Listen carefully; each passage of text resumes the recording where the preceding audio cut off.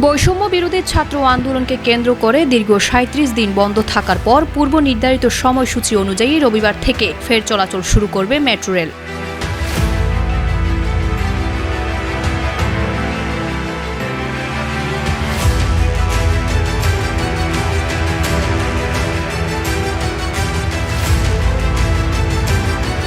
তবে সংস্কার কাজ চলার জন্য ক্ষতিগ্রস্ত কাজীপাড়া ও মিরপুর ১০ স্টেশন দুটি বন্ধ থাকবে। ২৫ আগস্ট রবিবার মেট্রো রেল চলাচলের পুরনো নিয়ম অনুযায়ী সকাল থেকে রাত পর্যন্ত চলবে ট্রেন।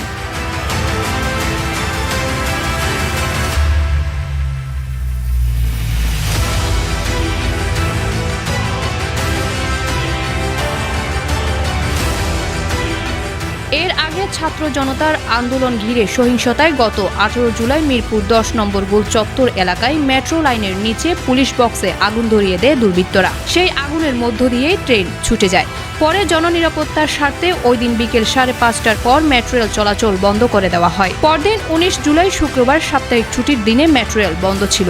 এদিন মেট্রো রেলের কাজীপাড়া ও মিরপুর ১০ নম্বর স্টেশনে হামলা করে আন্দোলনকারীরা। এরপর থেকে মেট্রো রেল চলাচল বন্ধ ছিল।